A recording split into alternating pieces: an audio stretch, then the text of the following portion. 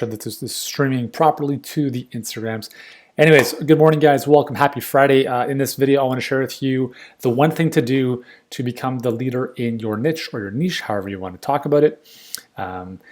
So the reason, first of all, I apologize. I've been like MIA for the past week. I didn't even realize. I'm like, oh my God, it's been like 7 days since I shot a video. I've been busy working on some really important stuff for our clients. So that's been kind of like head down in that. Anyways, I'm coming back up for air just to give you some goods. So this idea ties into one of the core tenets that we have, part of the 10 core tenets of our business at Healthpreneur. And it's this whole idea of to become the leader in your space. It's actually quite simple. There's a few things to it. I think, consistency, persistence, those are some basic things. Just like staying power, like being in the game long enough is important. Because if you're around for a month and you disappear or you're constantly changing markets, there's no stability there, right? And people like stability, they like certainty. And those are all like, important things. But I want to share like right here, one thing I think is very, very, very important. And the good thing is that it's actually easier now to be great because if you think of it, most businesses are mediocre at best. Okay? So let me give you a couple examples, and I want you to think about what are the restaurants, hotels, airline experience, product purchases, retail store, experiences that you've been exposed to. I can't even think of the word. And I want you to think of this as I'm going through this, okay? So last night, actually 2 days ago, I had to take my car to BMW because the air conditioner wasn't working. Apparently there was a hole or a leak in the compressor, the condenser, or whatever. So they had to replace it, and they had a different drop-off policy because of COVID, right? So I had to drop off the car, put the keys in an envelope, and drop them in a Dropbox. And what ended up happening was that like the showroom and the dealer was closed, but the service department was open. You drop off the car, they do it, they send you a text, and it was actually better. That experience was better than when I've taken the car previously before COVID. It was very interesting. Anyways, so got the car, paid a lot more money than I wanted to, but I had to get a bunch of stuff done on it apparently. And then my wife and I actually, because my mom came over to look after the kids, my wife had to drop me off at the dealership to get the car again.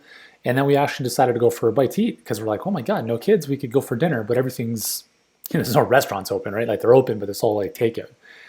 And so we were going to go to one of our favorite restaurants in Toronto called Lee, but it was, it just didn't work out in terms of timing and the way they had it set up. So we actually ended up going to Burger's Priest, which is, it's a good burger joint in Toronto. And we go there and I should have ordered ahead of time, got there, stood in line and ordered from my phone. And I'm like, what? I might as well just stay in the car. So order the burgers, fries, milkshake. Yeah, I know. Sometimes that happens. And a freaking burger took 30 minutes. Okay, so 30 minutes for a burger and fries and a shake. And then they give it to us. They drop it off at the car. And the fries are stone cold. And the milkshake was the most disgusting milkshake I've ever had in my life, which is weird because their milkshakes are normally amazing. So I took the fries right back inside. They didn't even give us ketchup, right? So just like, here are some cold fries and no ketchup. I'm like, what? Dropped the fries back off. I said, hey man, these fries are stone cold. Can you give me some fresh ones? They're like, yeah, sure, no problem. And I had asked for some ketchup. Anyways, got it back in the car. And it wasn't like, for the length of time that we went through, it wasn't an enjoyable experience. So that's story number one. Story number two. Story number one was the car and kind of that experience. But the interesting thing was like I had a good experience I found from BMW just texting the service manager as opposed to having to drop off the car and then wait around for them to call me like they did in previous years. So the one thing I want you to think about, excuse me, in helping you, I can't even speak. See, that's what happens when you don't shoot a video consistently, is like you forget how to do this stuff. I'll just use that as my excuse. Anyways, so the one thing I want to share with you, the one thing to stand out in your space, to become the leader in your space, is just become a little bit better than everyone else. That's all it is. Just do things a little bit better than everyone else. So simple things, and we can talk about, all the different aspects of your business. If we look at, let's just look at a couple. We have 5 drivers in your business, okay? We'll look at 3 of them. Number 1 is delivery. How can you make your delivery just a little bit better? So let's say you have a practice. Okay, I don't know about you guys, but I've been to many clinics, dentists, chiropractors, physios, etc. Here's what happens. You walk into the clinic, it's sterile, it's cold, and you wait. You sit down in a chair, you pick up a magazine, and no one says anything to you. There's a person at the reception who's like, hey, sign in, whatever. And then you wait. Your appointment's at, let's say, 11 o'clock in the morning, and it's 11:10, and you're still waiting. All right, here's an idea. What if you made it a mandate in your company, in your clinic, to actually see your patients on time? That's, I don't know, something really simple, I think. It's disrespectful to keep people waiting. And I think if you just made it a priority to see people on time, they'd appreciate that. Again, simple thing just to become a little bit better. How about this? Person walks into the clinic, instead of them sitting there just doing nothing, why don't you offer them a glass of water? Or maybe you have a jug of water with lemon and cucumbers and you offer to pour them a glass of water. Is that really challenging? I don't think so. It's really simple. Like, these are small little things that can make a huge difference. So my dad, when I was a lot younger, owned a retail store in Toronto, and I didn't really agree with how he dealt with customers. He was a bit of an asshole, to be honest, sometimes. Anyways, but one thing he did right was he had a cappuccino machine. He had a two-story store, and the first floor was more like the showroom. The second floor was more where people could experience and stay there, just to kind of try clothes on, enjoy the whole ambiance. And what he would do is he'd offer them an espresso. So they'd go upstairs, he'd make them a cappuccino or an espresso, and now, cool, they have an experience. This is a nice thing for them to be part of. There's a store in Toronto called the Cheese Boutique. Same thing. You walk into the store, you're trying cheeses, different meats, and they're like, hey, can I get you an espresso? Like, simple little things. So easy. Now, doing that does not, doing stuff like that does not overshadow the importance of delivering a good product or service. I think that's a given. Like, you just have to be good at what you do and actually help people. So let's just talk about, you have that base covered.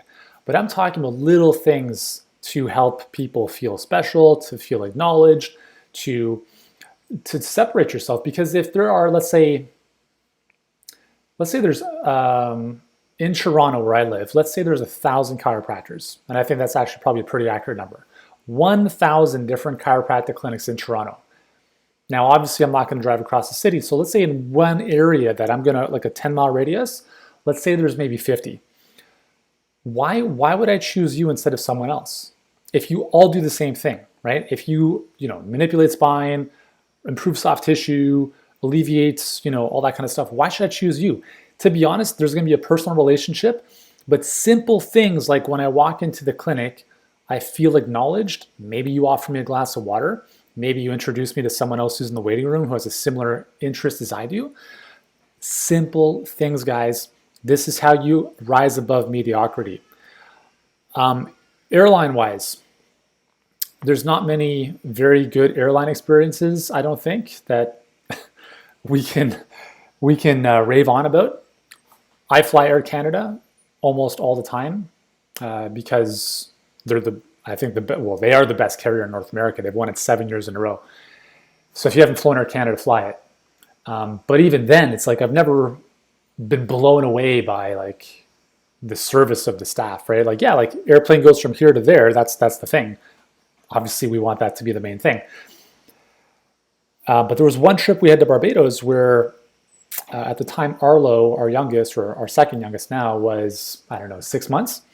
And the flight attendant took him for half the flight, a 5-hour flight. She literally had our baby for 2 hours, 2.5 hours, walking him up and down the aisles, took him to the galley, socialized with other coworkers. And I'm thinking to myself, this lady is amazing. She's like a friggin' godsend. And I never do this, but I wrote Air Canada a letter and I said, I don't know what this is going to look like, but I just want to let you know that this individual was amazing. Please take care of her, do something special for her. It was amazing. And like, it's stuff like that, guys. Like, it's so simple to do. And because it's so simple to do, it's also simple not to do. And that's the difference between great businesses and shitty businesses, right? Like, that's the difference between how you separate yourself amongst all the competition. Like, and yes, your process, like your expertise, your bedside manner, all that stuff is important. But listen, like, in a world that is super competitive, service and experience are what are going to help separate you from everyone else and differentiate you in the marketplace. Because, as I've mentioned in one of my previous videos, I think your clinic is more than just a place for people to come get treatment. It's a hub for their healing journey. And if they can feel special and acknowledged and they feel welcome and at home there, they're going to choose you every single day of the week compared to someone else. And this goes the same, like if it's a virtual practice or in person, it doesn't matter. It's the same thing, right? There's simple things you can do. You can send your clients or your patients text messages, little gifts for their birthday, whatever it is, like small little things make a huge difference. And I'll just give you one final example.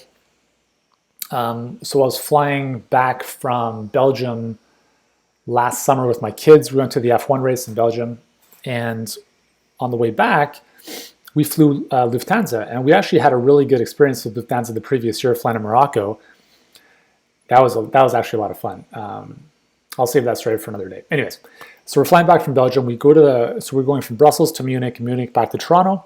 And so we check in at Brussels, and they tell us that we have our boarding passes for this current flight, the 1 hour flight to Munich. But the next flight we didn't get our boarding passes for because they said they had overbooked it. And so we wouldn't know the situation until we got to Munich. The challenge was that we had a 1 hour layover in Munich. And if you've ever been to Germany or airports in Germany, it's not like you just whiz through them. Like, they're massive and there's all sorts of security checkpoints. And it's really frustrating if you don't know that.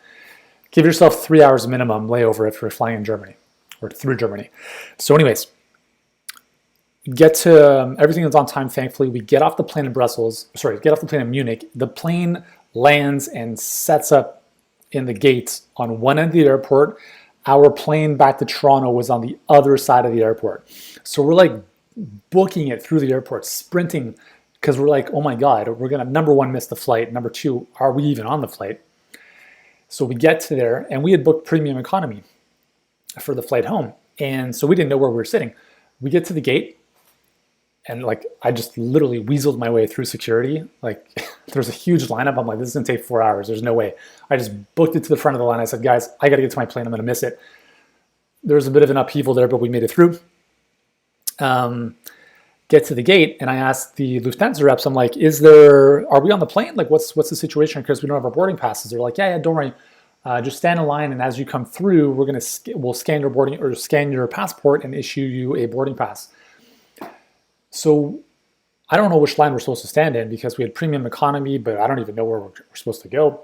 So we line up, come through the gate eventually, or come through to the checkpoint in the gates, and they scan our passports, and they issue us 3 business class tickets. I was like, this is amazing.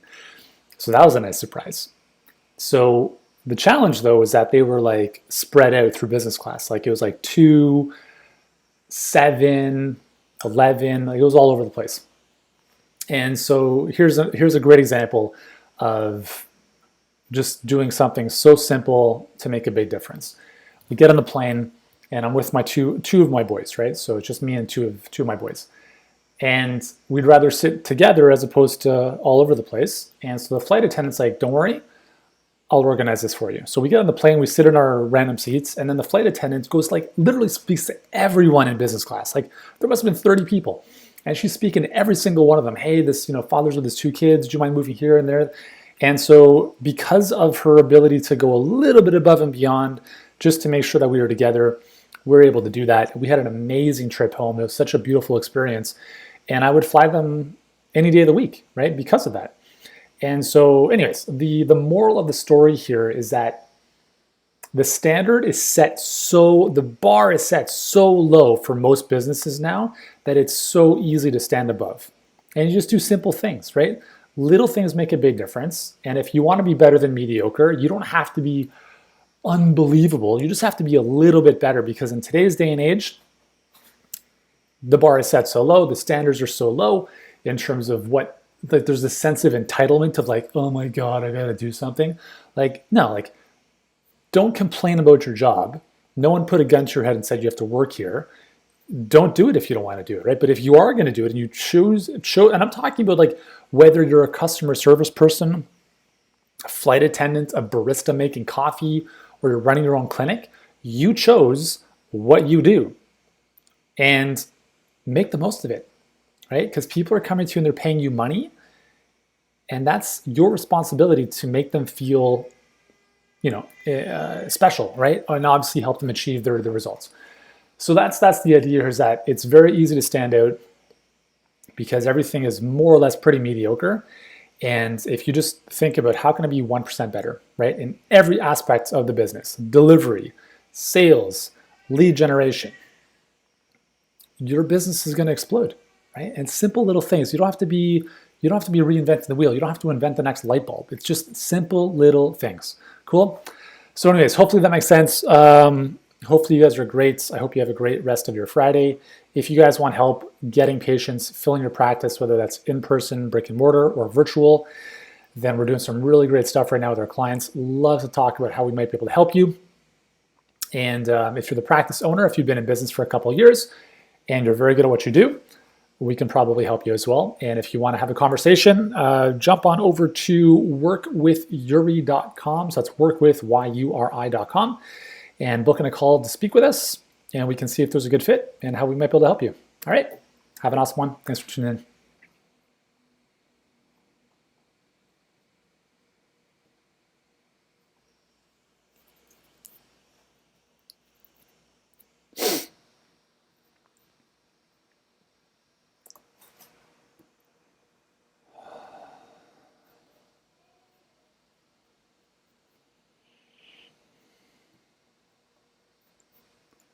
Oh my God.